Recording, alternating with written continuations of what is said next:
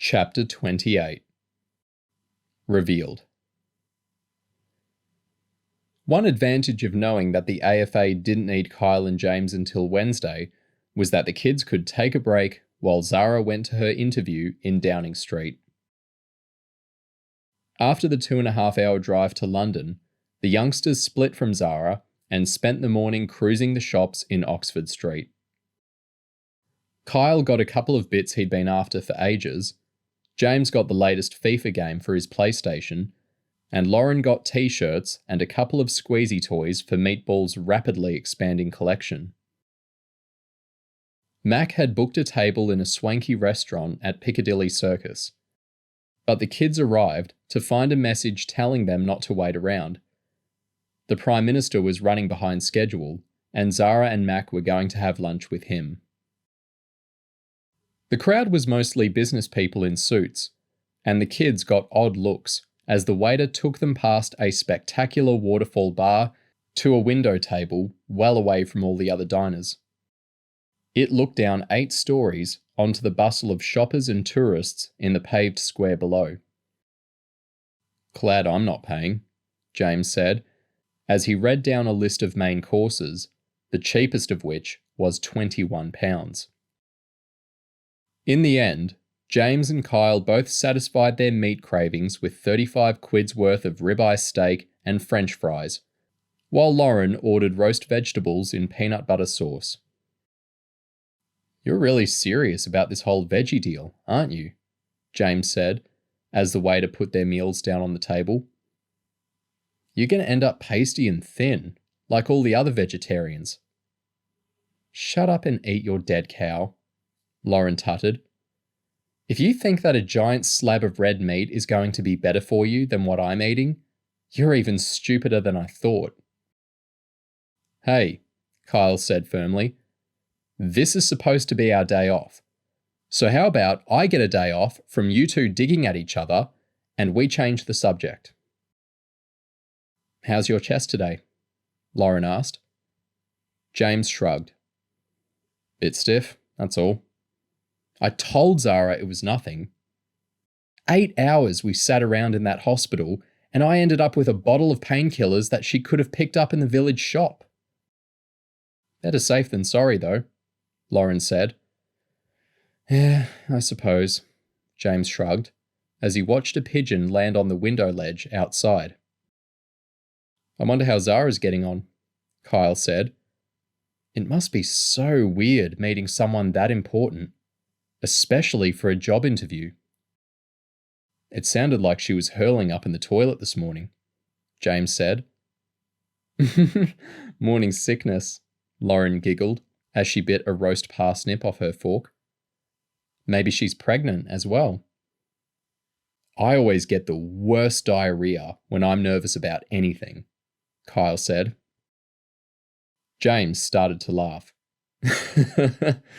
"Isn't this nice? We come to a swanky restaurant in the middle of London, we order 100 quid's worth of food and drink, and sit at the table talking about puking and crapping." "You know what?" Lauren said. "I wish I'd bought those camouflage trousers now. Do you reckon we'll have time to go back?" "No way," James said firmly. "I know what you're like. We'll spend half an hour traipsing back to the shop, and when we arrive, you'll try them on and change your mind again." "When would I ever do that?" Lauren said, grinning mischievously. "Besides, I don't want a camouflage-wearing vegetarian for a sister." "If you don't shut it, I'll dye my hair black again." "I thought your hair looked nice when it was black," Mac said. The 3 youngsters had been looking out of the window and hadn't noticed Mac and Zara being led to their table.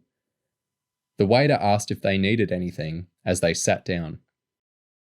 "We'll wait for the kids to finish their main courses," Zara said. "Would you mind fetching us some dessert menus?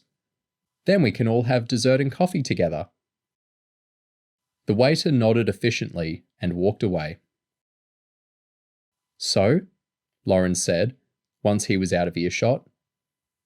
"It was good," Zara said, checking that there was nobody within listening distance before breaking into a grin.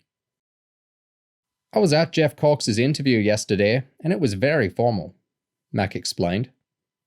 "He spoke with the ministers about schools and education policy, and a little bit about his time in the intelligence service. Zara's interview was totally different. The PM was hooked when she told him about the mission she was working on and how you two boys infiltrated the AFA before anyone had ever heard of it. He even asked Zara about her family and ended up looking at pictures of Tiffany and Joshua. After sitting through both interviews, I'm confident that Zara has nailed it." "Way to go," James grinned. "Just remember that you and I are old mates when you're dishing out the punishments." "No special treatment," Zara said, shaking her head.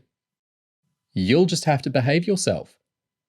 Besides, I know it went well, but I'm not popping any champagne corks until I've got a letter of confirmation in my hand."